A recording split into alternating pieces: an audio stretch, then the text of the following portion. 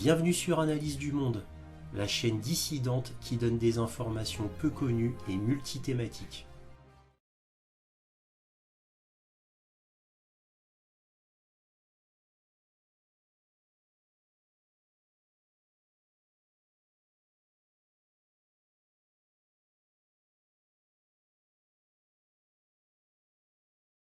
Bonjour à vous, bienvenue sur Analyse du Monde.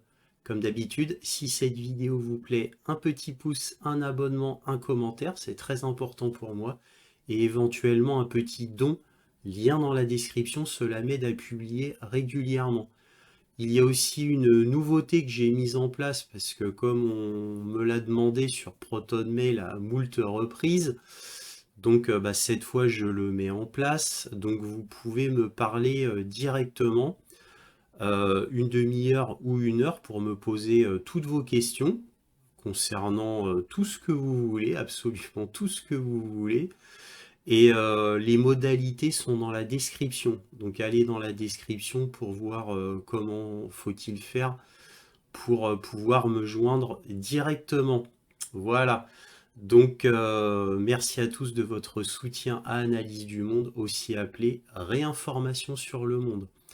Donc là, c'est le point sur l'Ukraine du 19 août 2023 et avec comme titre dernière tentative de Kiev pour faire la fameuse percée et les services de renseignement américains déclarent à la presse que l'offensive ukrainienne échouera. Voilà. Donc comme d'habitude, cette vidéo est en trois parties principales. On a l'introduction, les informations générales suivies de la conclusion, et enfin la carte militaire afin que vous sachiez ce qu'il se passe sur le terrain. Voilà, donc on va commencer. Alors je vais commencer par un petit erratum. La semaine dernière, je vous avais dit que le pont de Kerch avait été attaqué par 2 Storm Shadow et que cela avait échoué. Bah non, je m'étais trompé, c'était pas 2 Storm Shadow, j'ai dit des bêtises, c'était 2 S-200. Alors c'est des S-200 reconditionnés, les S-200 sont des vieux missiles antiaériens soviétiques, mais alors vraiment des très vieux, hein. Et donc les Ukrainiens les ont reconditionnés en missiles sol-sol. Alors évidemment avec une efficacité tout aléatoire. Alors pourquoi ils ont utilisé des S-200 et non pas des Storm Shadow beaucoup plus efficaces? Bah, tout simplement c'est pour éviter une escalade. Donc les Occidentaux ne veulent pas que les Ukrainiens utilisent leurs armes pour abîmer ou démolir le pont de Kerch, car cela pourrait amener une escalade. Voilà, donc c'est l'hypocrisie habituelle des Occidentaux, et là, en fait, des États-Unis, parlons le vrai, parce que c'est les États-Unis qui contrôlent l'Ukraine totalement. Donc, bref, Eratom, c'était 2 S-200 et non pas 2 Storm Shadow. Le front a globalement peu changé, sauf dans 2 endroits cette semaine, soit la région de Kupiansk et la région d'Orirov. Alors vous allez voir, pour la région d'Orirov, c'est pas que ça a changé, mais c'est qu'il y aura la fameuse dernière tentative ici. Voilà. Donc les Russes ont fait une grande avancée sur Kupiansk et continuent sans faiblir à gagner du terrain, c'est-à-dire que tous les jours ils avancent. C'est très très régulier, donc ça c'est assez surprenant parce que d'habitude il y a de grosses lenteurs. Mais là, faut pas oublier que les forces russes ont enfin lancé leur offensive avec cette fois beaucoup d'hommes, beaucoup de tanks et de véhicules blindés. Donc là, maintenant, on voit que ça ne rigole plus et ça passe à la vitesse supérieure. Alors là, aujourd'hui, au moment où je vous parle, c'est-à-dire 19 que j'ai appris tôt ce matin, les Russes ont enfin atteint Kupiansk. Donc c'est une grosse, grosse avancée. Alors maintenant, vont-ils oser le dire dans la presse occidentale? Parce que là, c'est quand même une grosse nouvelle. Donc, encore une fois, si, comme je vous l'avais dit la semaine dernière, si Kupiansk est prise, elle sera prise bien évidemment, eh bien, c'est encore une grosse avancée pour les Russes et symboliquement, ce serait terrible pour les Ukrainiens. Aussi, l'info d'introduction intéressante, c'est que les Russes avancent aussi sur Liman. Liman, petite ville, toute petite ville, on peut dire un village même, un gros village. À un moment donné, dans la presse l'année dernière, on en a beaucoup parlé. Krasny Liman en russe, Liman en ukrainien. Donc les Russes aussi avancent sur cette position. Voilà, donc ça c'était vraiment les points importants. Alors maintenant, les Ukrainiens, d'après le journal américain Forbes, mais d'autres encore, et je vais vous montrer tout ça, les Ukrainiens envoient une seule brigade d'élite entièrement équipée de matériel de l'OTAN sur le front d'Orirov, le fameux front où depuis 9 mois les Ukrainiens essayent de faire la percée. Voilà, donc cette fameuse percée, vous savez, qui démarrait sur le front d'Orirov pour prendre ensuite Tokmak, enfin Melitopol et enfin atteindre la mer d'Azov. Forbes précise que ce sera la dernière tentative car après cela, Kiev n'aura plus rien en termes de brigade réellement compétente et parfaitement équipée. Regardons cela ensemble. Donc voici un article de Forbes. La puissante 82e brigade ukrainienne, autrefois tenue en réserve, a finalement rejoint la contre-offensive. Là, vous voyez un char Challenger 2 avec une cage de protection anti-drone qui a été monté dessus. On va pas tout lire, l'article est assez long, mais juste quelques points saillants. Les forces d'assaut ukrainiennes ont enfin déployé leur unité la plus puissante. La 82e brigade d'assaut aérien de 2000 personnes composée de véhicules de combat Marder, Striker et de chars Challenger 2 est entrée en action autour de Lobotino dans l'oblast de Zaporijie, dans le sud de l'Ukraine apparemment ces derniers jours. Alors pourquoi c'est leur unité la plus puissante? Parce que c'est une brigade composée de soldats confirmés, apparemment très compétents, formés par l'OTAN, en Allemagne et en Angleterre. Alors c'est la meilleure brigade voilà, des forces armées ukrainiennes, composée de 2000 personnes, donc c'est une brigade on ne peut pas dire petite, mais vraiment moyenne. Une brigade, c'est de 2000 à 3000 personnes au maximum. Donc là, c'est une brigade de taille moyenne. Voilà. Alors, que peut-on... Bon, là, on passe encore un petit peu. Là, il vous montre une vidéo d'un Lancet 3 qui détruit un véhicule Striker. Voilà. Donc là, j'avais noté, oui, ça c'est assez drôle à lire.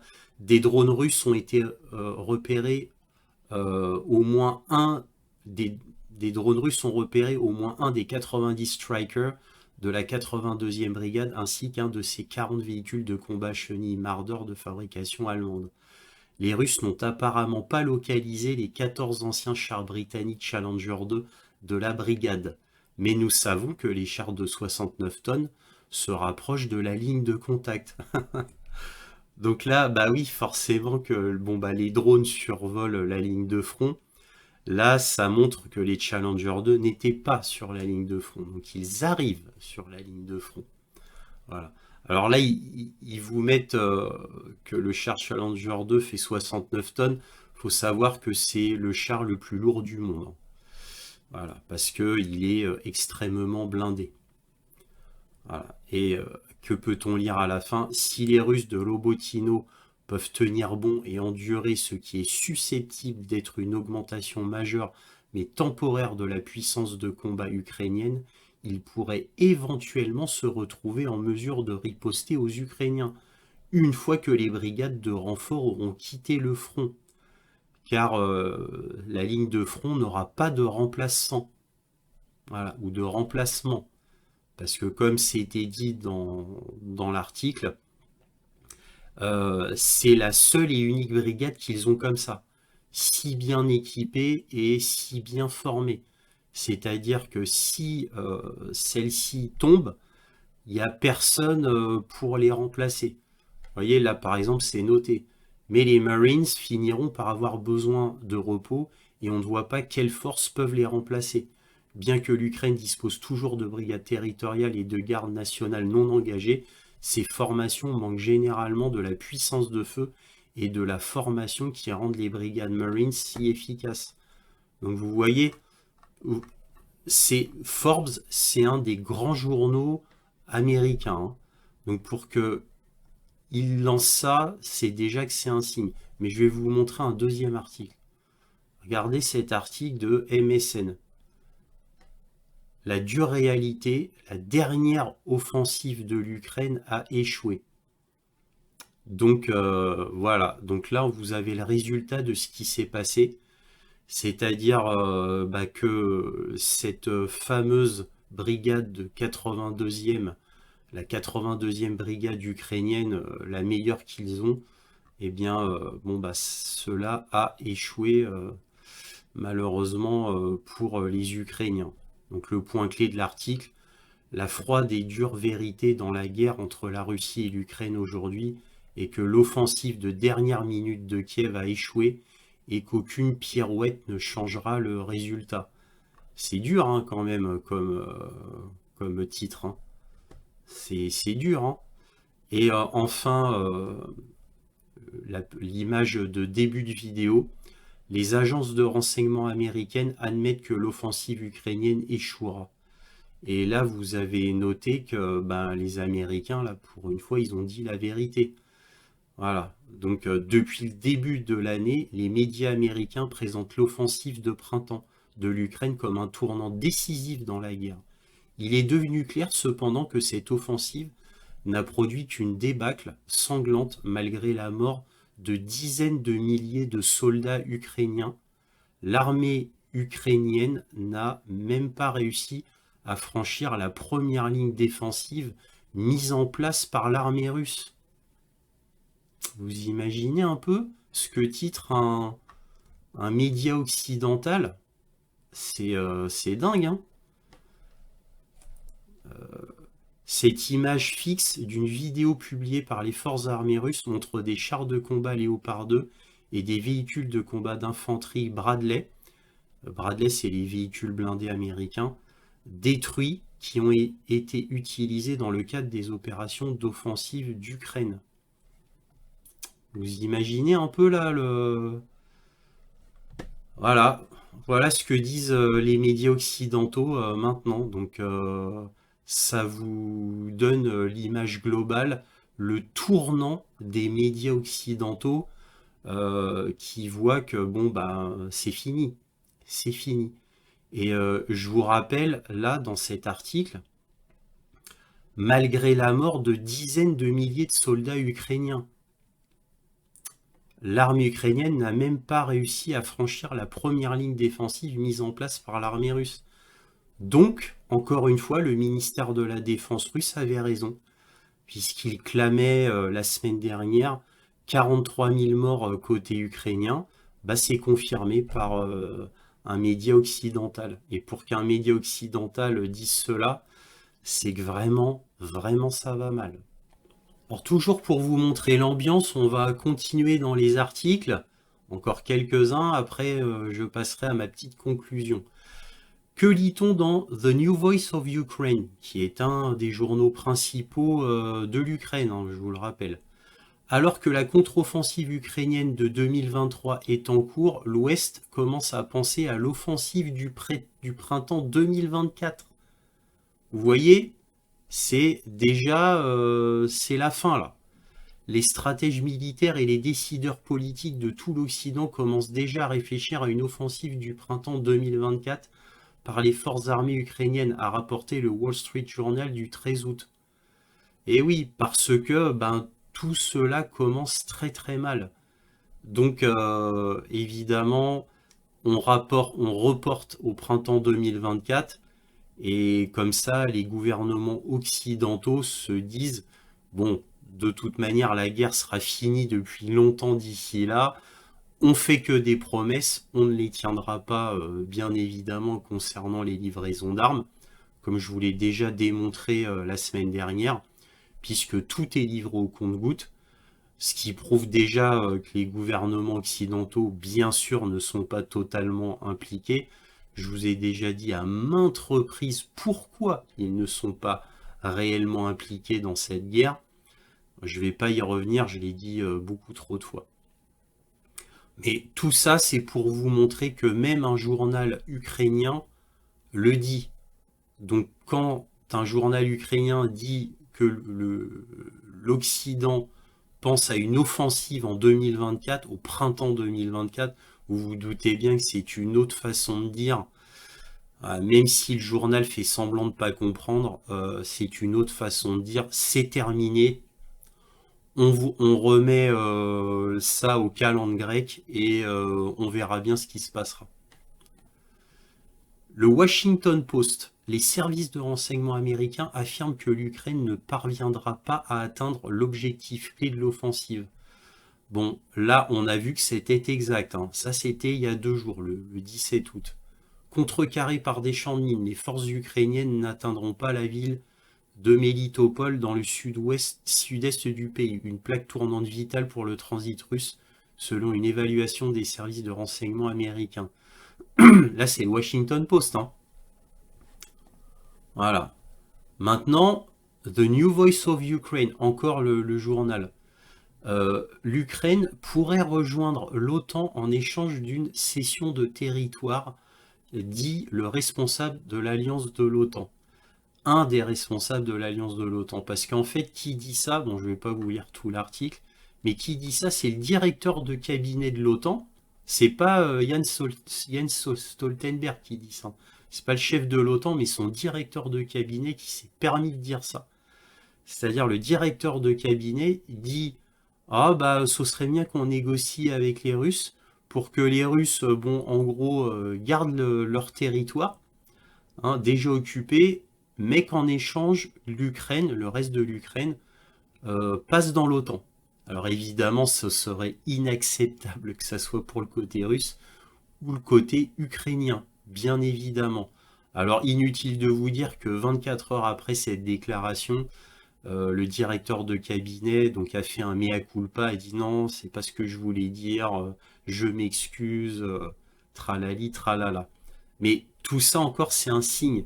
Parce que pour que le directeur de cabinet ait dit ça aux médias à 2 reprises en plus, hein, malheureusement pour lui, c'est un signe. Bon, vous pouvez lire ça, j'ai vu ça dans Yahoo News. Voilà, c'est Stian Jensen, le directeur de cabinet. Voilà. Bon, bref, c'est ridicule. Évidemment, personne ne pourra accepter cela. Ni les Russes, ni les Ukrainiens. Bref, mais c'est un signe. Parce que là, on a quand même un directeur de cabinet de l'OTAN qui a proposé ça à la presse. Voilà. Ce qui montre déjà le défaitisme côté occidental. Enfin, Newsweek, qui est pourtant à fond pro-ukrainien, l'appel de contre-offensive pivot de Zelensky menace de diviser le leadership. C'est-à-dire le fait que la contre-offensive soit quelque chose de pivot pour Zelensky menace de diviser le leadership ukrainien. C'est-à-dire menace de diviser le gouvernement ukrainien en son sein. Donc, que lit-on très vite? La contre-offensive tant attendue de l'Ukraine s'est jusqu'à présent révélée décevante. Ses troupes reconquérant à grands frais des bandes de terre dans le sud et l'est du pays. Les Ukrainiens infligeraient des pertes catastrophiques aux défenseurs russes. Oh là là! Donc les Ukrainiens infligent des pertes catastrophiques aux défenseurs russes. Normalement, quand vous lisez ça, vous voulez dire que les Ukrainiens écrasent les Russes. Bah oui, ils infligent des pertes catastrophiques, mais regardez après. Mais 6 semaines après le début de l'opération, le réseau défensif à plusieurs niveaux de Moscou n'a pas encore rompu. Zelensky est confronté à un choix impossible, faire tapis et risquer un échec coûteux, ou réduire les pertes de l'Ukraine et accepter une défaite politiquement préjudiciable. Vous voyez un petit peu. Donc, bon, après, c'est tout, voilà, c'est l'absence de progrès, etc.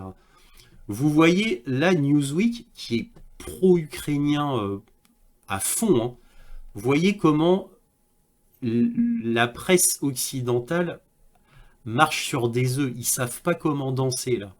Parce qu'ils sont obligés de dire que les Ukrainiens infligent des pertes catastrophiques aux défenseurs russes. Ils font des millions de morts côté russe, des pertes catastrophiques. Bon, j'exagère un peu, mais vous avez vu le ton. Et pourtant, c'est une image, quand vous lisez tout l'article, vous avez compris que c'est une image défaitiste. C'est, bon, bah voilà, Zelensky confronté à un choix impossible. C'est-à-dire, c'est pas, bon, si on fait ça, on a des chances de gagner. Non, c'est quoi qu'il arrive, c'est un choix impossible. Faire tapis et risquer un échec coûteux, ou réduire les pertes de l'Ukraine, ce qui implique, réduire les pertes de l'Ukraine, ce qui implique que l'Ukraine a de grosses pertes.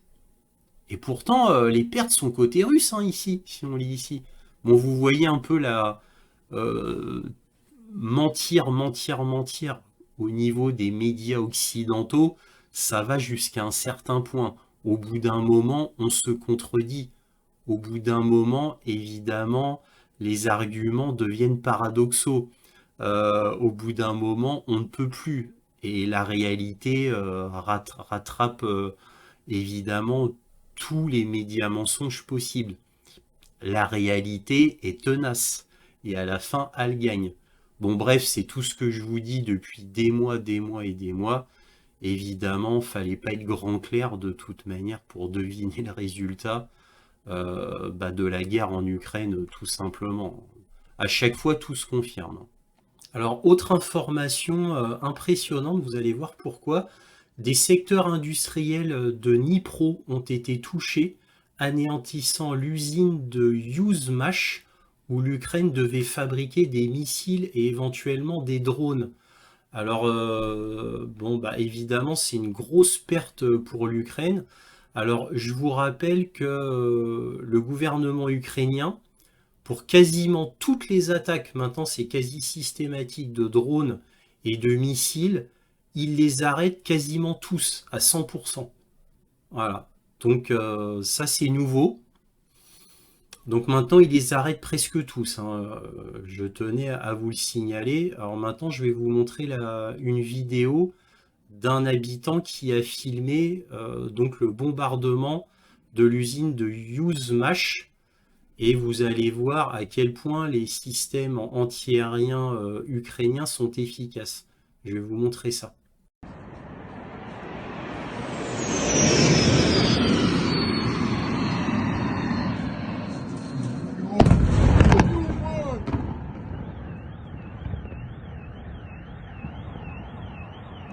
Завод. Еще одна. Еще! Ёб твою мать!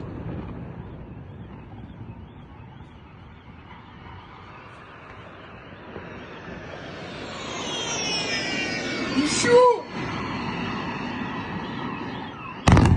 Ёб твою мать!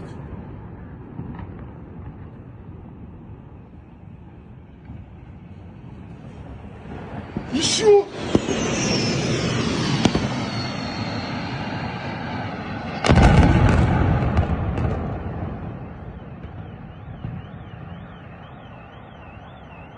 Alors on continue. La Russie prépare une grande offensive en Ukraine, déclare Andrei Kartapolov, chef du comité de défense de la Douma d'État.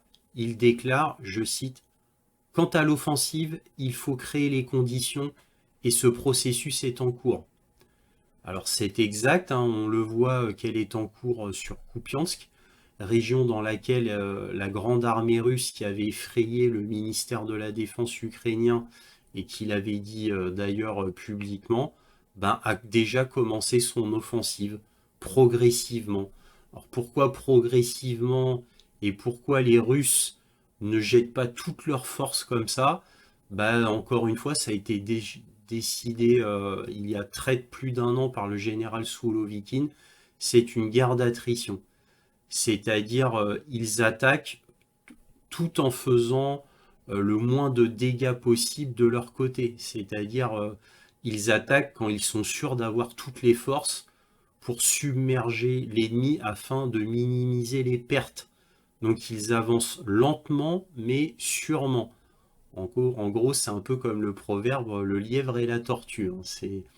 Les Russes, c'est la tortue, mais ils avancent sûrement pour arriver à la fin à gagner cette guerre. C'est comme ça qu'ils voient les choses, hein. Eux, ils n'ont pas besoin de communiquer tous les jours pour dire on a pris 200 mètres, pour dire on a pris un village de 20 habitants. Ils n'ont pas besoin de ça, les Russes, hein. Ça, c'est les Ukrainiens qui ont besoin de ça et qui gaspillent leurs forces, comme on le voit régulièrement, même maintenant dans les journaux occidentaux. Bref. Alors Andrei Kartapolov précise un dernier point, il dit que l'écrasement du potentiel économique et industriel de l'ennemi est actuellement en cours. Oui, car le gouvernement russe cherche à épuiser moralement, matériellement, financièrement l'Ukraine, certes, mais aussi l'OTAN. Donc c'est pour ça qu'ils font durer et qu'ils sont sur la défensive, les Russes, pour avoir le moins de pertes possible et pour épuiser au maximum l'armée ukrainienne. Mais aussi, via l'Ukraine, l'OTAN dans son entièreté au niveau de ses finances et de son équipement militaire. Je vous rappelle qu'à plusieurs reprises, l'Allemagne, l'Angleterre et les États-Unis ont dit que leur stock d'armes était complètement épuisé, dont les obus. Ils n'ont plus d'obus, l'Occident n'a plus d'obus et est obligé de fournir des obus à sous-munitions. Et là, je parle des Américains. Voilà. Autre nouvelle du jour, la chute du rouble, parce que là, tout le monde en parle. Alors, est-elle un problème pour la Russie? Donc oui et non. Oui, car une trop forte chute du rouble qui durerait un moment pourrait faire une inflation forte et durable pour les particuliers. Mais non, parce que d'un autre côté, cela dynamise le secteur de l'exportation russe. Donc un rouble faible permet de mieux enrichir l'État. Bref, un rouble faible enrichit l'État mais appauvrit le peuple. Cela dit, l'état économique global de la Russie est excellent. Un chômage inexistant, ce qui est, à ma connaissance, je dis bien à ma connaissance, quasiment un des seuls pays au monde à atteindre un niveau aussi excellent concernant le chômage. À ma connaissance, encore une fois, officiellement, je crois qu'il n'y a que la Russie où le chômage a disparu. Voilà. Bon. Mais d'ailleurs, ça pose un problème, ce chômage qui disparaît, parce que la Russie a un problème de recrutement dans l'industrie. Le secteur de l'industrie a explosé depuis la guerre en Ukraine, surtout celui de l'armement, qui s'est considérablement enrichi. J'ai entendu dire que la Russie prenait de la main-d'œuvre en Corée du Nord. Mais cela reste à vérifier. Alors maintenant, on va voir deux articles très intéressants qui vont nous en dire plus sur l'économie russe. Alors, on commence par l'article de Business Insider. La Russie s'est enrichie alors même que la guerre en Ukraine faisait rage l'année dernière, tandis que l'Occident perdait des milliards de dollars de richesse. 16 août. Hein. Alors des milliards de dollars, évidemment, c'est archi faux. C'est pas des milliards de dollars, parce que ça, ils le mettent dans le titre pour pas trop effrayer les gens.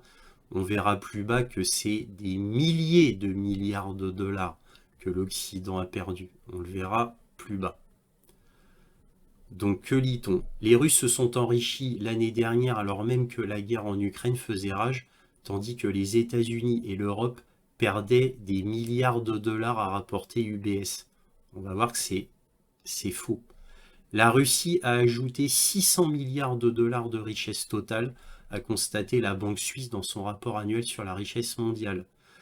Le nombre de millionnaires russes a également augmenté d'environ 56 000 pour atteindre 408 000 en 2022, tandis que le nombre d'individus très fortunés, des personnes valant plus de 50 millions de dollars, a bondi de près de 4 500. Les États-Unis ont perdu plus de richesses que tout autre pays l'année dernière, perdant 5,9 milliers de milliards de dollars, tandis que l'Amérique du Nord et l'Europe combinées se sont appauvries de 10,9 milliers de milliards de dollars. C'est la traduction Google qui est incapable de bien faire. Donc vous voyez, là, ils parlent de billions de dollars, parce qu'ils ne savent pas dire trillions. Et là, vous voyez que c'est bien marqué milliards. Hein. Ça, c'est pour ceux qui douteraient de ce que je dis. Hein. Là, vous avez la preuve. Donc là, quand c'est des milliards, ils disent bien milliards. Quand c'est des trillions, ils parlent de billions. Voilà, en traduction. Je vous rappelle encore une fois, c'est 10,9 milliers de milliards. 5,9 milliers de milliards de dollars. Voilà. C'est énorme. Appauvrissement colossal. Bon, là, je vous passe, c'est sur les millionnaires américains. Ils ont perdu 1 million de millionnaires américains qui a disparu en 2022. Voilà. Les gains de richesse de la Russie sont survenus malgré son invasion de l'Ukraine en février, qui a conduit l'Occident à imposer des sanctions au Kremlin, ce qui a entraîné une contraction de son économie et déclenché une chute des actions cotées à Moscou. UBS reconnaît que les tendances de la richesse en Russie sont difficiles à déterminer pour le moment, mais l'a souligné comme l'un des rares pays qui s'est enrichi en 2022. La hausse du prix du pétrole pourrait être l'un des facteurs de l'augmentation de la richesse, bah oui évidemment, de la Russie. Le coût du baril du pétrole a augmenté de 7 dollars l'an dernier, blablabla. Le Mexique, l'Inde et le Brésil ont également ajouté des quantités importantes de richesse en 2022. Vous notez que le Mexique, l'Inde et le Brésil font partie des BRICS, des pro-russes. Et ce sont eux qui se sont enrichis. Oh, quelle coïncidence, hein. Selon le rapport d'UBS, tandis que les États-Unis, le Japon, la Chine et le Canada et l'Australie ont le plus perdu. Bon, là, il y a deux choses à dire. Déjà, ils ont oublié de mettre le Royaume-Uni et l'Allemagne. Le Royaume-Uni et l'Allemagne se sont cassé la figure au niveau de l'économie. Alors peut-être que les États-Unis, le Japon, la Chine, le Canada, c'est encore pire que le Royaume-Uni et l'Allemagne. Mais alors dans ces cas-là, c'est une véritable catastrophe pour ces pays susnommés. Alors vous allez me dire, la Chine fait partie des BRICS. C'est l'exception. La Chine, j'ai fait une vidéo hier sur la Chine, sur l'économie de la Chine, en vous disant qu'elle était en effondrement économique. Donc là, vous voyez, UBS confirme mes propos. La Chine est dans un état économique, pour l'instant, catastrophique. Et ça ne cesse de dégringoler. Peut-être qu'ils vont se rattraper, mais pour l'instant, ce n'est pas le cas. Donc vous voyez, tout ce que je vous disais se confirme. Et si vous voulez en savoir plus sur l'état économique de la Chine et l'état sociétal de la Chine, regardez ma vidéo que j'ai faite hier. Autre article. Les Russes se sont enrichis malgré les sanctions imposées à la nation et à la guerre en Ukraine. C'est News 18 qui le dit, donc un média américain. Donc je vais pas un média suisse, pardon, je vais pas tout redire hein, parce que c'est redondant. C'est pour vous dire que la presse en parle. Vous voyez? Donc là, la Russie a gagné 600 milliards de dollars l'année dernière, d'après UBS. Voilà, bon, c'est... voilà. Et là, que lit-on? Là, c'est intéressant. Là. La richesse totale a également augmenté de plus de 600 milliards de dollars en Iran, en Inde, au Mexique et en Russie. Voilà, là il précise plus déjà. Mais la caractéristique notable de 2022 était les importantes réductions de richesse enregistrées par l'Australie, le Canada et la Chine. Donc ces trois pays, l'Australie, le Canada et la Chine, ont perdu plus de 1000 milliards de dollars, indique le rapport. Là, la traduction est bonne. Vous voyez? Donc ça, c'est la réalité des finances de la Russie et la réalité des finances de l'Amérique du Nord et de l'Europe. On a une Russie qui se porte comme un charme au niveau de l'économie et on a une économie catastrophique dans tout l'Occident suite à la décision des États-Unis de faire la guerre avec la Russie via l'Ukraine. Et oui, n'oublions pas que ça a commencé en 2014 par le coup d'État américain à Kiev pour démarrer la guerre avec la Russie, pour détruire la Russie. Voilà, il ne faut pas l'oublier. Puis en même temps détruire l'économie allemande, parce qu'il fallait détruire l'Allemagne qui avait des velléités d'indépendance envers les États-Unis. Voilà, je l'ai démontré dans mes précédentes vidéos. Voilà, et c'est exact, encore une fois. Alors, on reprend les informations. Le 15 août, une explosion d'une station essence faisant 35 morts dans la région russe du Daghestan et des dizaines de blessés a eu lieu suite à un attentat terroriste de Kiev. Ça, je l'ai appris via CNN le 15 août. Bon, voilà. Une station essence, hein, 35 morts et des dizaines de blessés. Voilà. C'est beau, hein, les attentats terroristes de l'Ukraine, hein. Où est l'objectif militaire là-dedans? Voilà. Mais c'est devenu leur spécialité puisque ça fait 1000 fois que je le dis, comme sur le terrain militaire, ils ne peuvent rien faire. Ben, ils ont décidé, il y a déjà un an de cela, plus d'un an même, de faire des attentats terroristes, parce qu'il n'y a que ça où ils excellent, hein. Les attentats terroristes, ça, ils excellent. N'oublions pas, ils avaient commencé avec le meurtre odieux de la fille du fameux philosophe. Donc, la fille, c'était Dalia Dugina, hein. Ça avait fait grand bruit dans le monde à l'époque, hein. Des soldats ukrainiens n'ont pas pu résister à nous montrer sur Telegram une vidéo de leur dernier drone naval nommé Sea Baby qui a dernièrement attaqué le pont de Kerch sans faire de dégâts notables. Alors bon, là ils ont monté en gamme, hein. Les drones navals, avant c'était des drones britanniques. Bon, maintenant, c'est peut-être toujours des drones britanniques, mais on laisse entendre que ce seraient des drones britanniques trafiqués par les Ukrainiens pour les rendre plus puissants. Donc les Russes, j'ai vu ça sur Telegram, hein. Alors, maintenant, reste à confirmer. Mais les Russes, ils disent que dans ces nouveaux drones navals, il y aurait entre 845 kilos et 1 tonne d'explosifs. Ça veut dire que le drone peut exploser en dessous le pont pour faire de gros dégâts. Bon, faut quand même viser le pilier pour que les dégâts soient réellement notables et majeurs. Ce sont quand même les piliers des ponts que les Ukrainiens doivent viser. Pour l'instant, ils n'y arrivent pas. Mais un jour, ils pourraient y arriver. Alors, je vais vous montrer leur fameux Sea Baby pour que vous voyez quelle est la tête de leur nouveau drone naval aux Ukrainiens.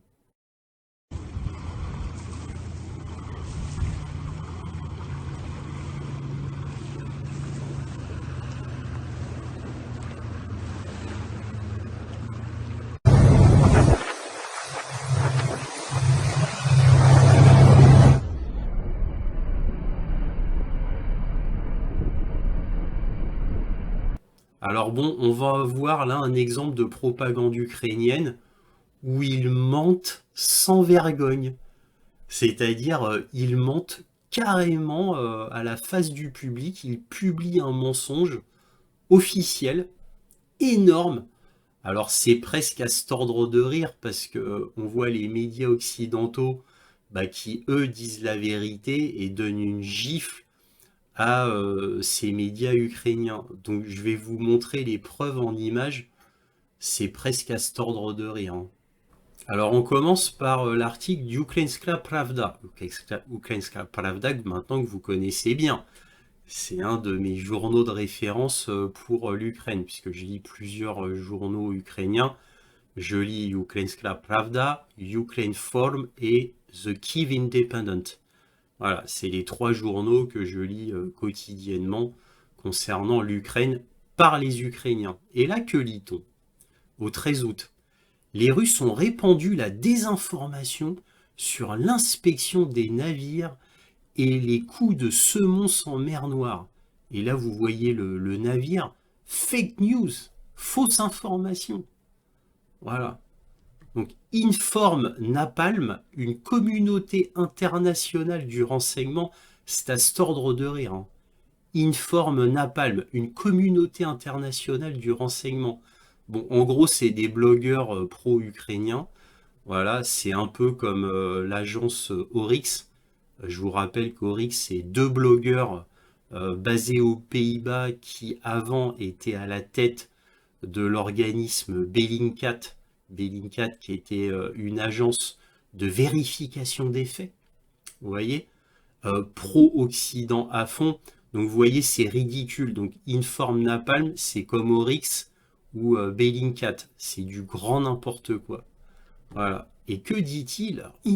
Inform Napalm nous dit que les Russes ont menti en disant que l'inspection du cargo Soukhru Okan dans la mer Noire a été un succès et que des coups de semonce ont été tirés. Selon les données de contrôle objectives fournies par Inform Napalm, bon là on est rassuré hein, parce que ce sont des données de contrôle objectives. Donc là c'est bon, on peut 100% dire que c'est objectif et vrai. Bon bref, selon les données de contrôle objectif fournies par Inform Napalm, les marins de l'un des navires qui ont observé cet événement à distance, le ministère russe de la Défense a menti en disant que l'inspection du navire avait réussi. Bon, je vais pas tout vous lire, mais bon, vous voyez le truc. Et là, Business Insider, donc journal de référence internationale. Hein. Business Insider, c'est un journal de référence internationale.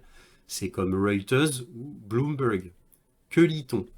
Une nouvelle vidéo montre les forces russes attaquant un cargo dans la mer Noire, criant « Arrêtez la machine !» alors qu'elles ont pris d'assaut le pont. Une nouvelle vidéo montre les forces russes. Voilà. Donc là, on voit les forces russes lors d'un raid du 13 août sur le Soukhru Okan alors qu'ils naviguent à travers la mer Noire. Vous voyez la vidéo. Hein? Une vidéo partagée mardi par le ministère russe de la Défense montre que ces forces prennent d'assaut le pont d'un cargo et interrogent l'équipage lors d'un raid en hélicoptère en mer Noire. L'incident souligne un nouveau défi pour la navigation dans la région alors que Moscou augmente la pression en ciblant les navires à destination de l'Ukraine. Bon, c'est un hélicoptère Ka-29 qui a pris d'assaut le Soukhru Okan. Voilà, et je vais vous montrer la vidéo. Voilà, la vidéo. Voilà. Et la vidéo vient de World News RC, hein. Pas n'importe qui, hein. Voilà.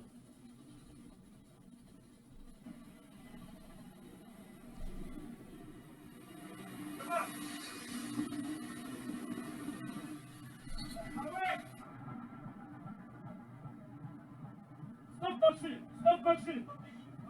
Stop machine! Stop it, Giant! Stop it, Giant! Keep calm and listen to me! Sit down, please sit down! Please sit down. Keep calm and listen to me. What is the capital? Speak English. Yes. Good day, sir. I'm Russian Navy officer. My action will be recorded on the video. Please don't shoot my group on video. My question is why did Open Giant and long time over? Chief engineer and we're going to deck. On the deck. Bon, voilà, vous avez vu, je vous ai monté le son. Je sais pas si le son sera bon de votre côté. Je vous ai monté le son des haut-parleurs. Bon, bref, vous voyez? Vous voyez? Alors, mais combien de personnes vérifient ça? Non, évidemment, vous doutez bien que les Ukrainiens qui lisent Ukrainska Pravda va pas lire Business Insider après. Et d'autres, hein, parce que je me doute que il n'y a pas que lui, hein. Il y a Global Times aussi, qui est un grand journal international chinois. Bref, et puis il y a évidemment les RT International, bien évidemment, qui le dit, mais vous doutez bien que les Ukrainiens, eux, ils voient que ça. Mais bon, bref, en tous les cas, c'est pour vous dire que les Ukrainiens mentent sans vergogne depuis le début de la guerre, et vous en avez une énième preuve ici. Là, on passe directement à Sputnik International, et que dit-il? Il dit quelque chose d'intéressant qui rappelle des faits très importants. Zelensky prolonge la loi martiale et la mobilisation générale en Ukraine pendant 90 jours. Alors, que lit-on? Moscou, Le président ukrainien Volodymyr Zelensky a signé des lois pour prolonger la mobilisation générale et la loi martiale dans le pays pendant 90 jours jusqu'au 15 novembre, a déclaré jeudi le député de la Verkhovna Rada Yaroslav Zelensniak. Le président a signé des lois pour prolonger la mobilisation générale et la loi martiale de 90 jours sert jusqu'au 15 novembre. Les lois entreront en vigueur le 18 août. Jusque-là, les anciennes s'appliqueront. Les autorités ukrainiennes ont introduit la loi martiale dans le pays le 24 février 2022, le jour même où la Russie a lancé son opération militaire spéciale. Le lendemain, Zelensky signe un décret de mobilisation générale. Et oui, l'Ukraine est en mobilisation générale depuis le 25 février et n'a cessé d'étendre les années pour qu'il y ait un maximum de gens qui puissent aller dans cette mobilisation. Donc je vous rappelle, de 16 à 65 ans, voire même 67 ans. Voilà. Alors en plus, ça a été prolongé même pour les handicapés légers, c'est-à-dire ceux qui sont handicapés légers ou même ceux qui portent une prothèse, mais qui ne les gênerait pas trop sur le front. Bah oui, il manque tellement d'hommes que ça a été jusque-là. Alors, là, on passe à un autre sujet, comme j'ai beaucoup de sujets de journaux, on va passer très vite. Là, c'est un autre sujet intéressant. Là, dans La Voix du Nord, donc un journal français, on a l'Ukraine engage ses réserves dans la contre-offensive sans dissiper les doutes. L'armée ukrainienne a décidé d'envoyer une partie importante de ses réserves sur le front de Zaporijie. Un choix qui ressemble à un pari, alors que peu de progrès sont observés sur le terrain et que la pression s'accroît pour réussir. Bon, ça oui, ils envoient effectivement sur le front de Zaporijie le maximum de troupes.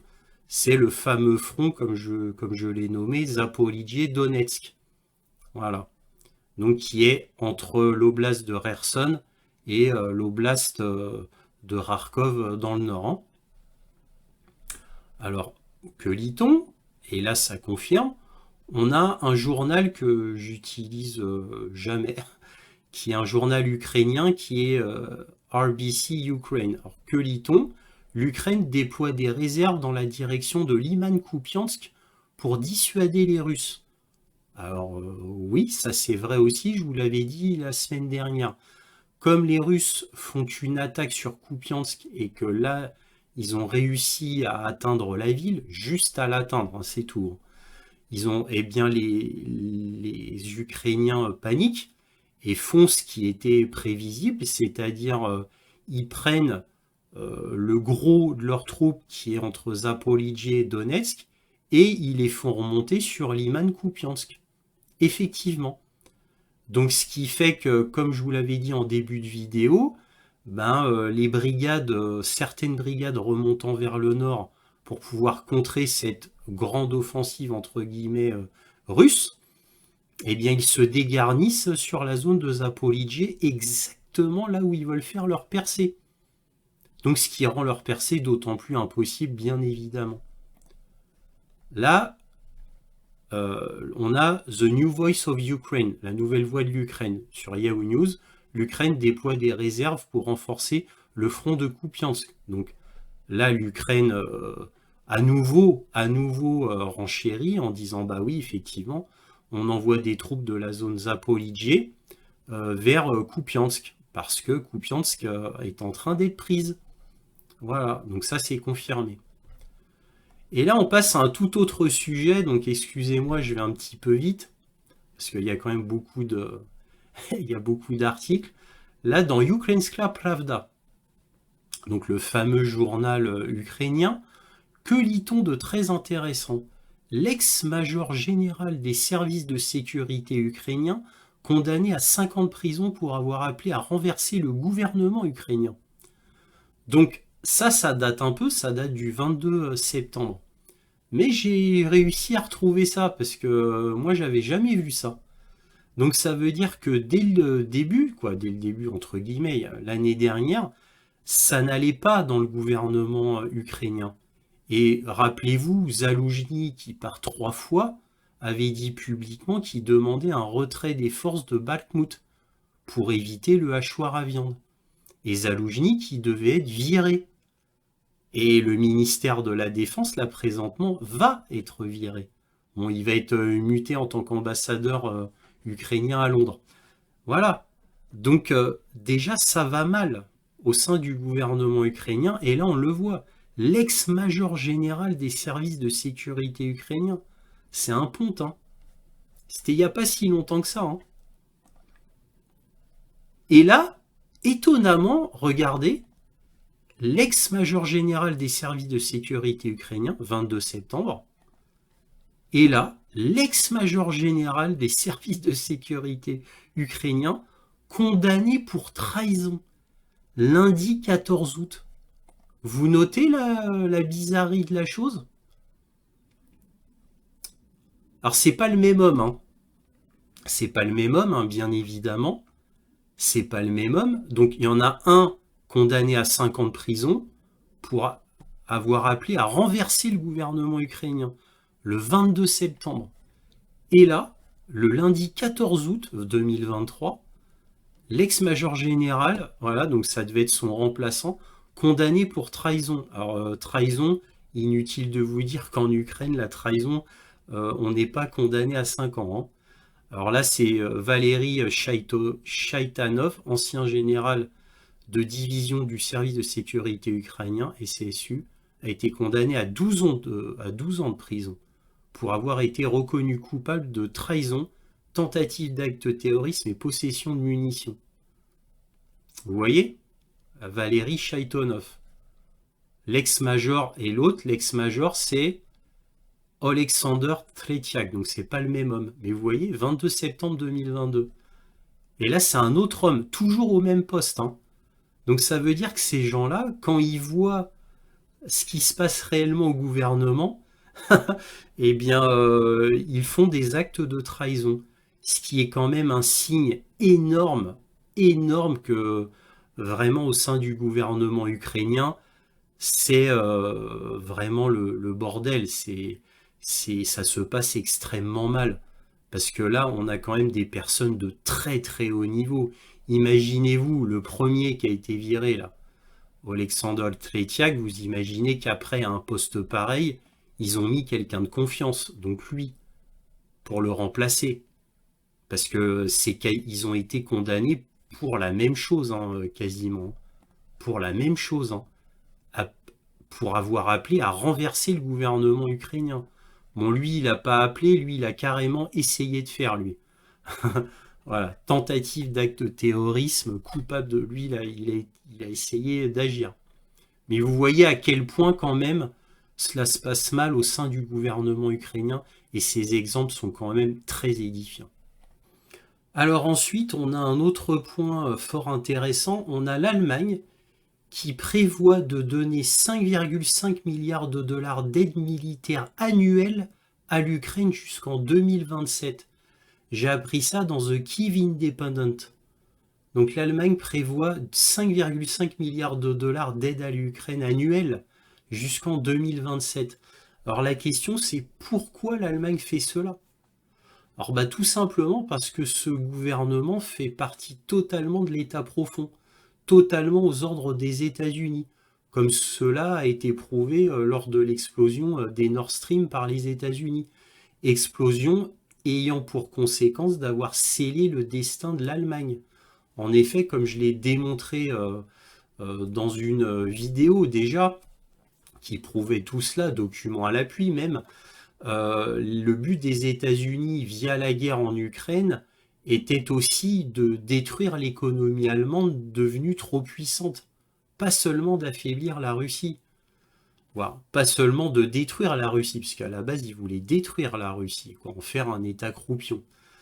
Donc, voilà. Donc, moi, je vous avais démontré, document à l'appui qui avait fuité de la Rand Corporation, document qui était destiné à la Maison-Blanche.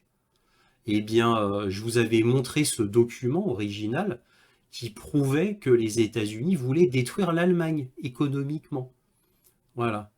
Donc, Olaf Scholz, c'est tout comme Emmanuel Macron. Donc, on fait un maximum pour détruire l'Allemagne et Macron fait un maximum pour détruire la France à tous les niveaux. Voilà, donc Olaf Scholz fait tout dans la continuité d'Angela Merkel d'ailleurs. Demandons-nous pourquoi l'Allemagne fait cela.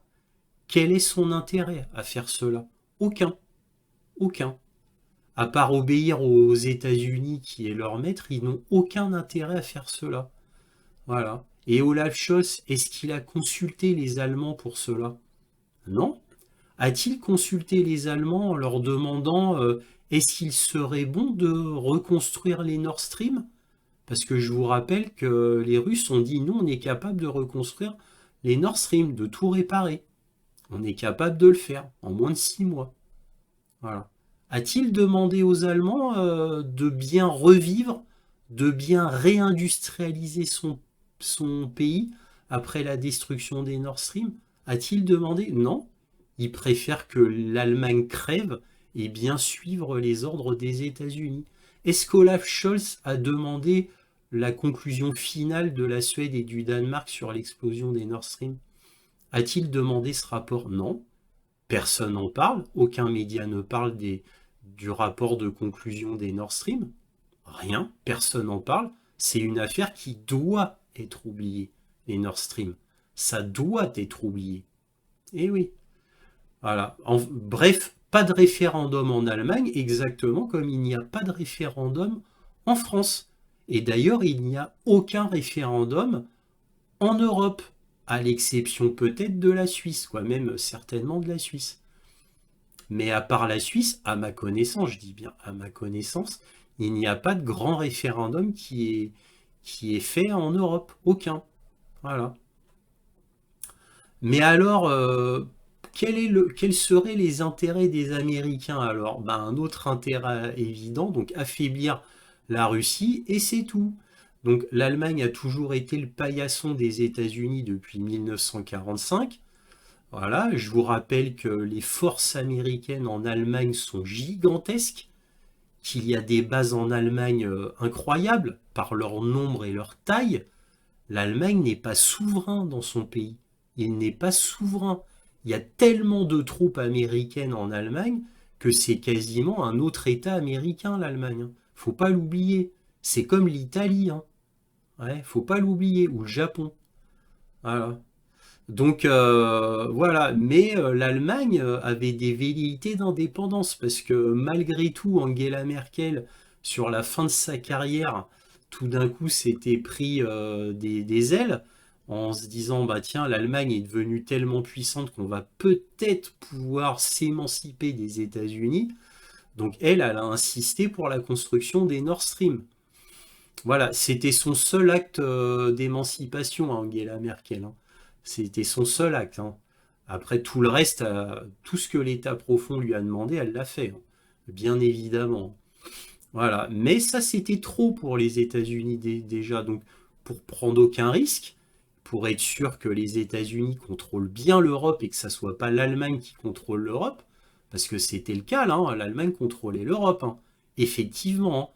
Je parle au sein de l'Union européenne, de la Commission européenne, etc. C'est l'Allemagne qui contrôlait l'Europe, hein, en réalité. Bon, bref. Et là, l'Allemagne, bon, bah là, c'est complètement couché. Bon, bref, la conclusion générale. Bah, la conclusion générale, je vous ai montré que tout ce que j'ai dit depuis plus d'1 an sur l'Ukraine, bah, tout se concrétise, absolument tout, dans les moindres détails. Je vous ai montré les mensonges énormes et grotesques de l'Ukraine, là prouvé hein, carrément par des articles. Donc je vous ai montré que les Ukrainiens mentaient sans vergogne, mentaient énormément, mais ont-ils le choix aussi? Ont-ils le choix? S'ils ne mentaient pas, mais la guerre aurait duré 2 semaines. Ils sont obligés de mentir pour survivre. Pour survivre. Sinon, quelle serait l'opinion internationale? Imaginez-vous, là, tous les Européens, les Américains du Nord, donnent de l'argent, donnent des armes, mais à fond perdu. C'est de l'argent et des armes qu'on met à l'incinérateur. En réalité, ça n'a aucun autre but que de faire gagner du temps aux États-Unis pour ne pas que ceux-ci perdent la face. Uniquement. Même les journaux occidentaux maintenant sont quasiment unanimes pour dire que c'est perdu pour l'Ukraine. C'est la fin. Maintenant, les journaux le disent. Voilà. Donc la réalité les rattrape. Et les rattrape très très vite. Sans compter que là, les journaux occidentaux n'en parlent pas, ou très peu, de cette offensive russe qui chaque jour devient plus importante dans le nord de l'Ukraine, sur Kupiansk. Ça, les journaux, ils en parlent pas vraiment. Ils en parlent un petit peu, mais c'est tout. Et ils minimisent, évidemment. Et ils oublient, mensonge par omission, cette fameuse grande armée qui commence à être mise en branle. Doucement, mais sûrement. Hein, n'oublions pas ce haut responsable russe qui disait à une journaliste, je vous l'ai cité en début de vidéo, ne vous inquiétez pas, la grande offensive russe est en cours. Vous inquiétez pas. Voilà. Donc elle est en train de s'équiper, de s'armer, etc. Voilà. Vous vous souvenez, c'est la semaine dernière, dans ma longue vidéo, je vous avais dit que j'étais pas trop d'accord avec le colonel McGregor qui lui disait que les Russes n'attaquaient pas à fond avec toute leur armée d'un coup pour continuer la guerre d'attrition uniquement. Lui, il voyait que cela. Moi, d'après tous les rapports, je vous avais dit la semaine dernière que moi, je pensais que c'était plutôt un manque d'équipement, qu'ils n'étaient pas fin prêts pour vraiment y aller carrément. Donc là, apparemment, ils ne sont pas encore fin prêts, puisqu'un responsable russe vient de dire que la mise en condition de l'armée pour l'offensive était en cours. Et ça, ce sont ses mots. Vous voyez? Donc moi, je pense que c'est plutôt ça, et c'est corroboré par ce haut responsable russe. Donc, bref, nous verrons. Voilà, c'était ma conclusion. On va passer maintenant à la carte militaire. Alors voici la carte militaire. Je rappelle que c'est une carte militaire ukrainienne faite par les Ukrainiens. Je vais utiliser deux cartes.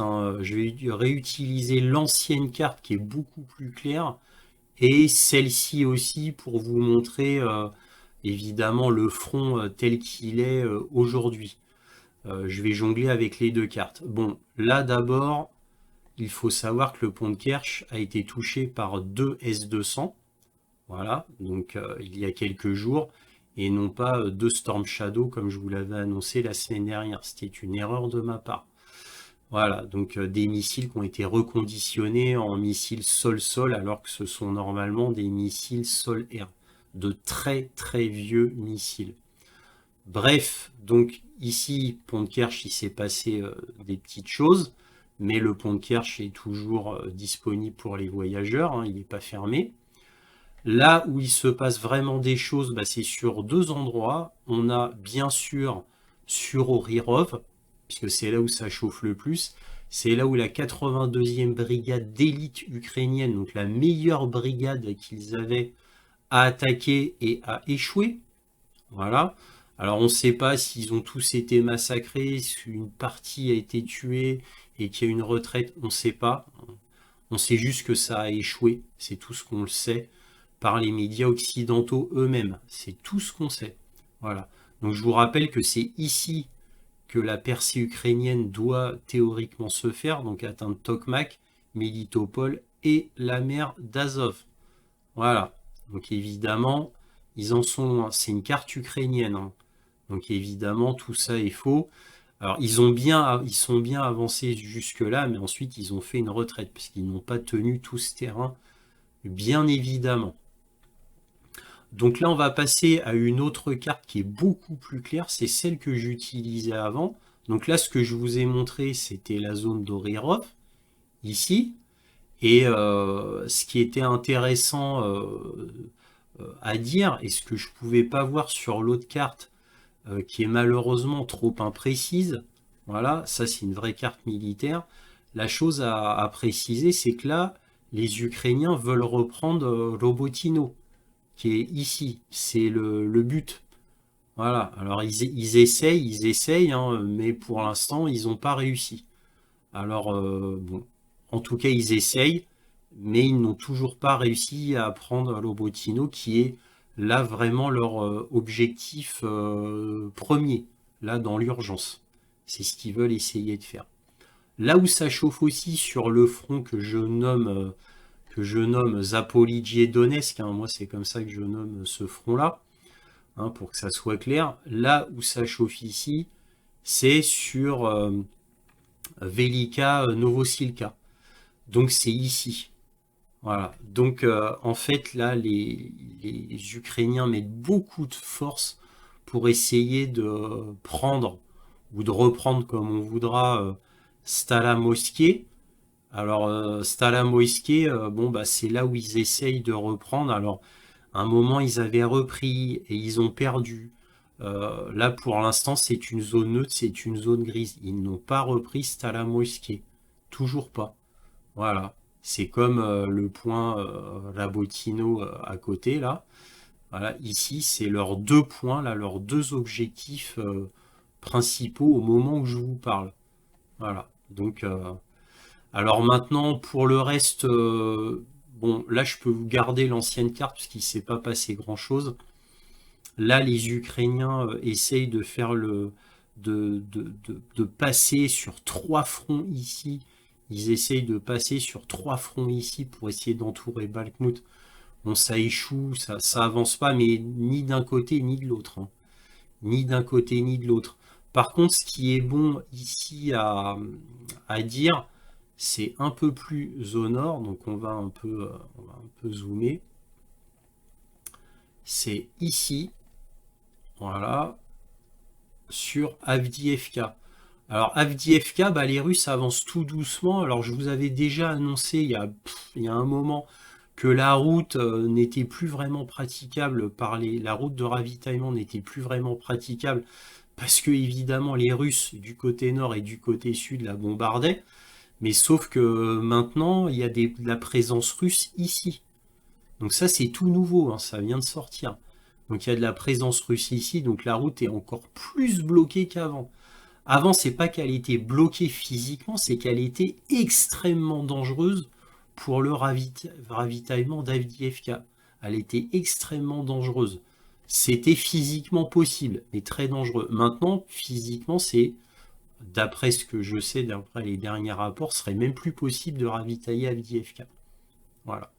Alors, je vous rappelle que les forteresses restantes, c'est quoi? C'est Ougledar, où il se passe pas grand-chose, Malinka, Avdiivka et Sivelsk. Voilà, ça c'est les forteresses restantes. Alors pour reparler de Sivelsk, ben, ça bataille beaucoup et franchement ça avance pas, hein. Ni d'un côté ni de l'autre, hein. Ça n'avance pas. Là où ça avance le plus côté russe, et ça c'est tout nouveau, je l'ai appris en fait ce matin, mais ça s'est passé hier soir, c'est une avancée importante. Donc ça a été apparemment ça a été repris par les Russes. Voilà, Petropavlivka, ça a été repris par les Russes et les Russes seraient cette fois à Kupiansk. Voilà, donc ils seraient à Kupiansk. Voilà, ici. Alors ça vient de sortir, hein, c'est tout nouveau. Je l'ai appris ce matin. Alors maintenant, est-ce que c'est comme c'est la même histoire que la semaine dernière?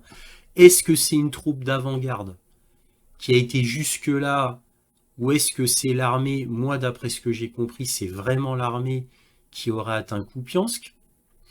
Voilà. Bon, maintenant, ça reste à confirmer, mais apparemment, ça semble assez plus que probable même.